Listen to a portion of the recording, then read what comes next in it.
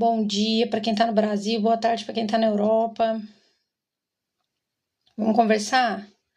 Hoje nós vamos falar sobre presença no deserto. A nuvem, a coluna de fogo, as roupas e os sapatos que não envelhecem. E os textos base da nossa live de hoje. Êxodo 13, 21 e 22, Números 9, 15 a 23, Deuteronômio 8, 4, Deuteronômio 29, 5, Números 11, 4 a 6 e também Números 21, versículo 5. Vamos falar um pouquinho sobre o povo no deserto? Tudo bem com vocês? Olá, Jéssica! Bom dia! Tudo bem? Um beijinho grande. Vamos começar? O pessoal no Brasil tá dormindo ainda? Na Europa já tá tarde, já. Vou começar, tá bem? Se vocês puderem compartilhar, dar like, vamos falar. Então, a gente vai falar sobre a presença no deserto. Hoje. A jornada do deserto. A presença manifesta e o coração distraído. Quando o povo saiu do Egito, eles não caminhavam sozinhos, tá? O próprio Deus se manifestou visivelmente para guiar e sustentar. Como que isso aconteceu? Com a nuvem de dia, tá? Que protegia o pessoal do sol, do deserto, indicava quando acampar e quando partir. Isso tá lá em Números 9, capítulo 9, né? Versículo 17 e 18. Eu tô lendo aqui, tá, gente? Pra eu não me perder, porque senão eu falo demais e me perco. De vez em quando eu paro e faço meus apontamentos extras, que já está além da minha pauta. O que fala sobre a nuvem que acompanhava eles ali? Fala de descanso, tá? De direção e cobertura espiritual, tá bem? E a coluna de fogo à noite, que iluminava o pessoal ali, o povo de Deus, né, escolhido, que tinha saído do Egito, iluminava a escuridão e aquecia nas noites frias, tá? E também servia como proteção contra os inimigos e feras, qualquer tipo de perigo, né, que a noite traz. O que nós podemos concluir desses dois, tanto da nuvem de dia que acompanhava o povo, quanto ali o fogo, né, a coluna de fogo que acompanhava a noite. A presença de Deus não era invisível. Ela cercava o povo em cada passo. Mas mesmo eles cercados de glória, eles viviam insatisfeitos. Eles tinham o presente da presença, mas o coração estava no passado, no Egito, tá? Ou no futuro, na Terra Prometida. Nunca no ali e viver naquele momento. Então, isso é um alerta para nós, por quê? Porque às vezes a gente está muito preocupado, alavancado lá no futuro, né? Que aí vem a ansiedade e tudo. Ou talvez lá no passado, muito no passado. E se lamentando, lembrando do que era, do que tinha vivido. E não estamos no presente, não estamos vivendo o presente. E não desfrutamos, consequentemente, do agora de Deus, né? Outro ponto importante para a gente falar sobre esse período do povo no Egito. A distração que eles tinham com necessidades, né? E desejos ali naquele momento. Apesar de toda essa glória que eles tinham, que estavam vivendo, né? Com a nuvem e com a coluna de fogo, eles murmuravam porque eles queriam carne e pão. Tá lá em Números 11, do 4 ao 6. Eles chamaram o maná celestial de pão vil. Tá lá em Números 21, 5. E eu não sei vocês, mas quando eu li isso daqui, mexeu muito comigo, sabe? Das vezes a gente... Olha, obrigada, Carol me mandou um presente. Obrigada, Carol. Obrigada por quem tá aqui, tá bem? O que acontece? Carol é minha irmã, gente. Minha irmã é o máximo. Vocês têm irmão assim? Que tá junto pra tudo? Essa parte falou muito comigo, sabe? Sobre essa questão da gente... Porque hoje a gente tem noção do que era o maná, né, meu? Imagina aí, tu tá precisando de alguma coisa e aquilo que tu precisa tá vindo do céu. Às vezes não é nem é que o problema é que a gente projeta, a gente idealiza algo, tá? Muitas das vezes. E a gente fica frustrado, porque o maná tá vindo, o socorro tá vindo, mas não da forma como a gente idealizou. E aí isso é muito perigoso, porque a gente tende a ficar ingrato por causa disso, tá? E é isso que eles faziam, eles chamaram o maná de pão vil. Então, a primeira reflexão que eu quero que você tenha é: o que está acontecendo na sua vida hoje que representa o maná e você está tratando como se fosse um pão vil? Tá bem? Muito, muito profundo isso. E eles lembravam-se do Egito com saudade, como se o cativeiro tivesse sido melhor que o deserto com Deus. E é isso que eu quero também que você reflita. O que você está passando agora, o seu processo, que você está achando que é melhor. Às vezes, um momento que você não estava passando por esse processo, mas você não tinha a presença de Deus na sua vida. Eles viviam um milagre, mas desejavam temperos da escravidão. E você? Você também deseja milagre, mas ao mesmo tempo também tem desejo aí pelos temperos da escravidão? Talvez você está tentando, sei lá, desenvolver sua vida espiritual, emocional, melhorar como pessoa. Ao mesmo tempo que você tá indo para esse lugar para viver isso, você fica sempre com aquele desejo um pouquinho do tempero daquilo que representa a escravidão. Eles estavam... o meu objetivo é trazer algo, um ensinamento milenar para a gente conseguir deixar isso contemporâneo, da forma como nós vivemos hoje, tá? A gente não é muito diferente do povo lá não, tá bem? E até o final, segura aí que você vai ver. Comentem, tá bem? Compartilhe se alguma coisa fizer sentido para vocês. Se vocês tiverem alguma ideia para me dar, qualquer coisa pode falar, tá bem? Sintam-se à vontade. Eles viviam um milagre, né? Como eu disse, estavam cercados da presença, mas ausentes dela. O que tem aí na sua vida que você está cercado daquilo, mas mesmo assim é ausente? Sua vida familiar, talvez você tem seus filhos, tá vivendo a sua vida, mas ao mesmo tempo que você está cercado pela presença das pessoas, você está ausente. Talvez muito tempo nas redes, talvez muito tempo ansioso, com muitos problemas na cabeça e não está conseguindo gerir, não consegue estar com quem você ama ali de forma presente de verdade. Olha, muito obrigada para quem está entrando. Bom dia para quem é do Brasil, boa tarde para quem está na Europa.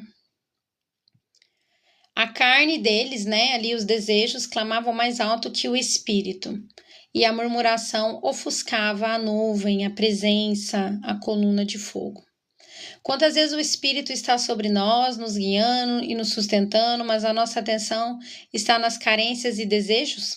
Estamos tão ocupados com o que falta que não celebramos o que já temos na presença. O que você tem hoje na sua vida, que você não está celebrando porque você está preocupado com o que falta. Então, ao invés de... Porque eu sei que seria muito fácil se eu perguntasse assim para vocês, ó, o que falta hoje para você? Meu, em 2 minutos você teria uma lista imensa. Eu teria, e vocês? Eu teria uma lista imensa. Em 2 minutos eu teria uma lista imensa. Mas o que nós podemos celebrar que já temos? O que nós já temos que nós podemos celebrar? Terceiro tópico aqui da nossa conversa, do nosso bate-papo. O milagre silencioso das roupas e sapatos que não envelheciam. Você já tinha ouvido falar disso? Tá lá em Deuteronômio, né? 8, 4 e Deuteronômio 24, 5. 29, 5, perdão. As tuas vestes não envelheceram sobre ti, e nem o teu pé se inchou nesses 40 anos. Você já parou? É que assim, às vezes a gente lê as coisas e não entende, talvez, o contexto daquilo que tá falando, né? Eu confesso para vocês que eu era muito racional, né? Então eu tinha dificuldade daquilo que entrava na esfera da fé, sabe? E eu lia isso, eu pensava assim, legal, mas eu não acreditava de fato, tá bem? Tinha dificuldade em acreditar de fato. E era um milagre silencioso ali, né? O que estava acontecendo com o pessoal. Eles estavam com roupas que não envelheciam, e essas roupas significam o quê aqui nesse contexto? Cobertura e identidade. Aquele povo não tinha identidade, eram escravos. Era um contexto bem complexo, e ali as roupas simbolizavam uma cobertura, uma proteção, né? e também ali a identidade deles que estavam sendo firmadas, né? Roupas na Bíblia representam justiça, santidade e identidade espiritual. E as bases bíblicas que eu uso para falar isso é Isaías 61:10 e Apocalipse 19:8. Você pode... Olha, a live depois fica vídeo lá no meu canal, tá? Para quem quiser ir, e aí tem como depois pegar, pausar, anotar e ler, tá bem? Aqui eu não vou perder muito tempo com isso, que não é muito o propósito daqui, por isso que eu já deixo lá depois. A única coisa que só sai no próximo domingo. Elas não envelhecem, as roupas. Mostra o que isso? O que significa isso que acontecia ali? A graça preserva a identidade do imaturo. Então, o pessoal ali era imaturo, tá? Em todos os aspectos, né? De como cidadãos livres, né? Como povo de Deus, como nação. Eles eram muito imaturos, porque estavam começando. Mas mesmo assim, Deus cobre. Mesmo quem não valoriza a presença, Ele cobre. O processo... Por isso que eu já fiz muito isso, tá? E como que a gente, às vezes, reclama de Deus e murmura, e não entende, não aceita, sendo que Ele é incrível, Ele é muito misericordioso. É que a gente é muito ferido, às vezes, e não consegue enxergar isso, mas o que eu peço é que os seus olhos sejam abertos e que você possa valorizar mesmo esse amor de Deus, essa misericórdia dele. Então, Deus cobre mesmo quem ainda não valoriza a presença. O processo não rouba a dignidade de quem está debaixo das mãos de Deus, tá? E é isso que a gente precisa entender, e é isso que as roupas simbolizavam, tá bem? Que o Senhor não permitia que o processo roubasse a dignidade, tá? Do povo. As roupas que não envelhecem são lembretes de que Deus cuida da tua essência enquanto Ele te amadurece. Olha que incrível. E os sapatos? E os sapatos que não gastavam? Significa caminho, herança e propósito. Sapatos na Bíblia falam de caminho, prontidão e conquista. Base bíblica para isso, Efésios 6,15, calçados do Evangelho da Paz, que está lá na armadura, né? Josué 1,3, todo lugar que pisar a planta do vosso pé eu vos darei. Sapatos que não gastam revelam o quê? Deus sustenta teu caminho mesmo no processo. A jornada não rouba a tua herança. Mesmo na murmuração, Deus não deixa o propósito morrer. O sapato preservado significa o quê? Mesmo que você não perceba, eu te mantenho pronto para pisar na promessa. Você já tinha parado para pensar sobre as roupas, o sapato do pessoal no deserto, assim que saíram do Egito, dessa forma? Como é incrível, né? Leia a Bíblia assim como se fosse cartas de amor de Deus para você mesmo. Às vezes você pode pensar assim, mas meu Deus, como que eu vou fazer isso em alguns textos que são complexos? Tem como, sempre. Porque sempre vai refletir o caráter e o atributo de Deus. Ou o amor dele, ou a misericórdia, ou a justiça, tá bem? E qual que é o mistério que tem por trás desse cuidado invisível? Somando a nuvem, a coluna, as roupas e o sapato, vemos um padrão profético, que é a presença visível, nuvem, coluna de fogo, o cuidado invisível, roupas e sapatos que não envelhecem, e qual que é a mensagem com isso? Deus sustenta o visível e o invisível em nossas vidas, principalmente no nosso processo, tá? Mesmo quando o coração está distraído, o cuidado continua.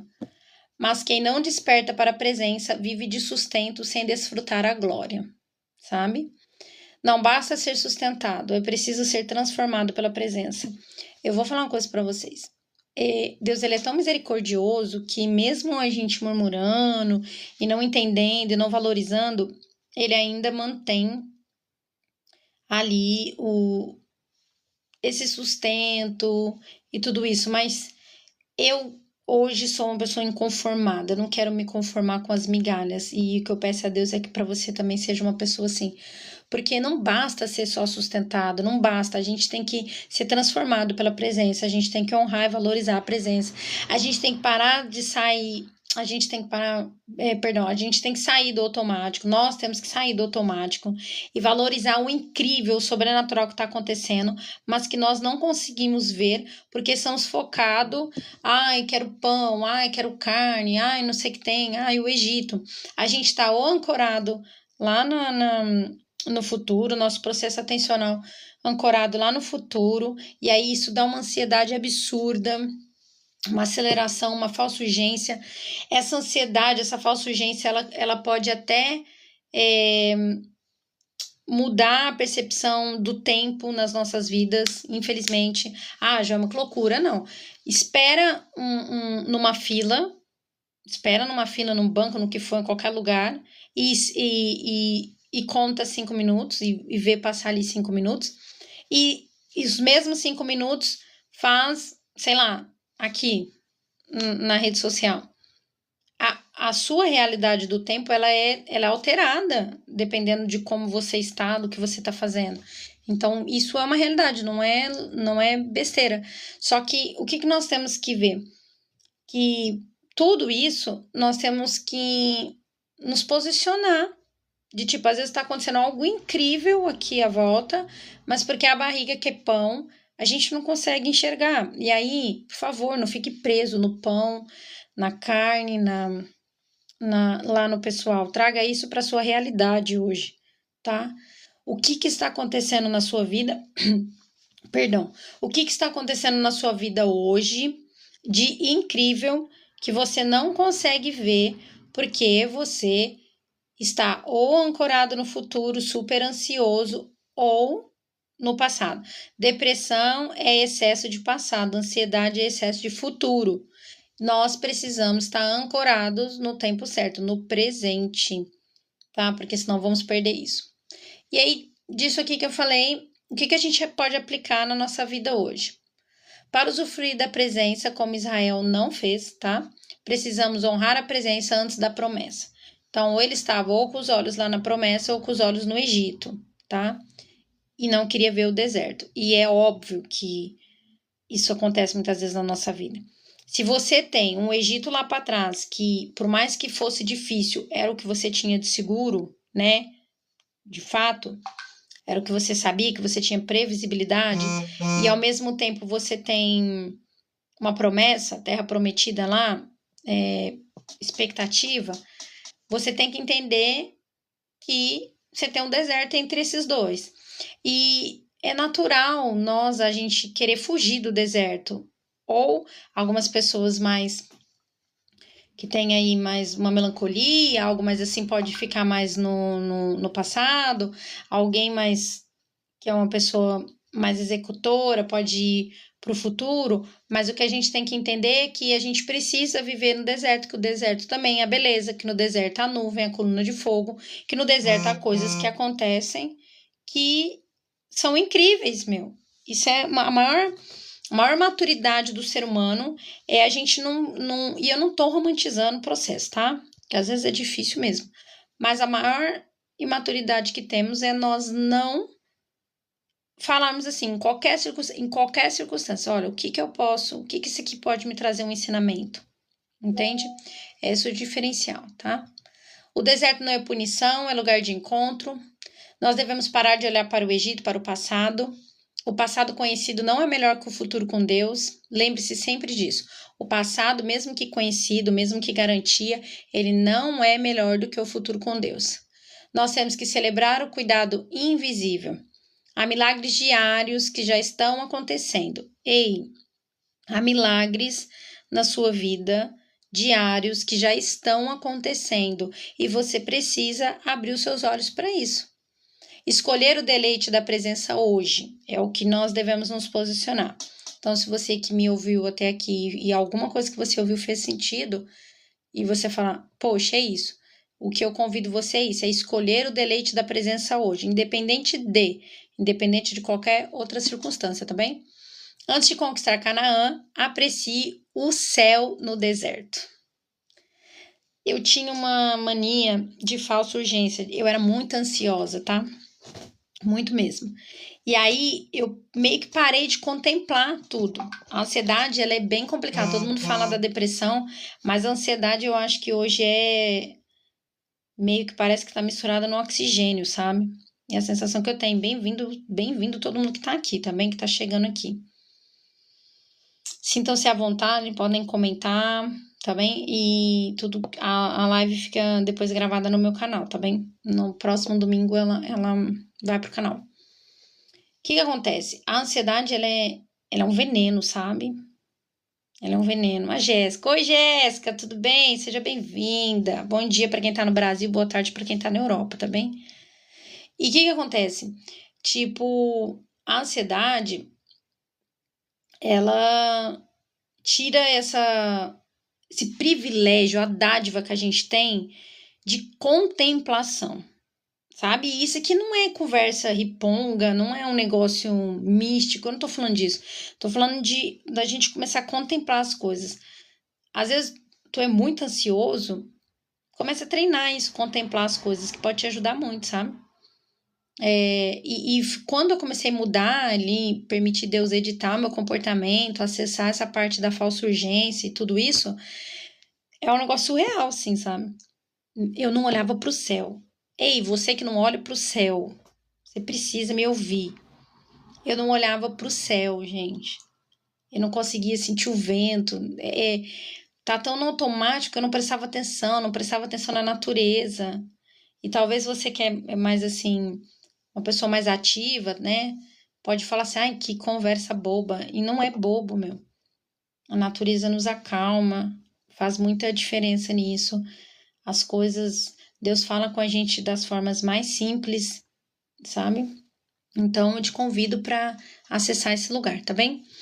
O povo viveu sustentado, mas sem desfrutar a presença, como eu falei, tá?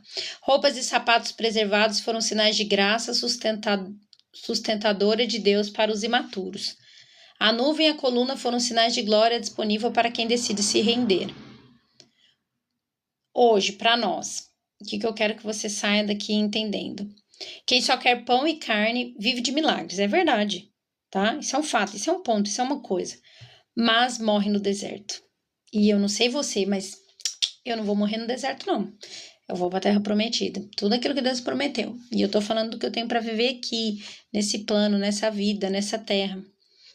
Quem escolhe a presença vive transformação e pisa na promessa com autoridade. Então, beleza, tu pode viver milagres, acreditar em milagres, ter acontecido uma coisinha ali ou uma outra, mas não viva de migalha, senta na mesa, senta no banquete, não morra no deserto, sabe? E escolha viver a presença, que é a presença viva, que traz transformação, que faz você pisar na promessa com autoridade. Não é só pisar na promessa, tá? E eu trouxe uma declaração profética para nós e depois uma oração, tá bem? A declaração é: Senhor, não quero viver apenas sustentado ou sustentada, e você, se quiser, pode declarar, né? Senhor, não queremos viver apenas sustentados pelo teu cuidado invisível. Abra os nossos olhos para desfrutarmos a tua presença hoje. Que nossos pés e nossas vestes nos conduzam não só no deserto, mas até a promessa. Amém? Vamos fazer uma oração para a gente encerrar? Senhor, nosso Deus e Pai, hoje nos colocamos diante de Ti com o coração aberto. Reconhecemos que muitas vezes caminhamos cercados pela Tua presença, mas distraídos pelas nossas necessidades e desejos. Nós queremos, nesse momento, honrar a Tua presença acima de todas as coisas. Senhor, nós deixamos o Egito para trás. Fala isso de todo o seu coração, se realmente essa é a sua vontade. Abandonamos os apegos do passado, as lembranças da escravidão e tudo aquilo que nos faz olhar para trás com saudades. Nós renunciamos à murmuração e à insatisfação que cegaram os nossos olhos para os teus milagres diários. Nos perdoe, Senhor. Hoje nós decidimos calar a ansiedade pela terra prometida. Não vamos mais correr à frente do tempo, do agora, do presente, nem permitir que a pressa roube o nosso deleite na sua presença. Obrigado pelas vestes que não envelhecem, pela identidade que o Senhor preserva mesmo quando nós falhamos. Obrigado pelos sapatos que não não se gastam pelo caminho e pela promessa que o Senhor mantém mesmo quando nós fraquejamos. Obrigado, Senhor, pela nuvem que nos cobre de dia e pela coluna de fogo que nos guarda à noite. Abra os nossos olhos para que nós possamos ver o teu cuidado invisível, que é tão glorioso quanto a tua manifestação visível.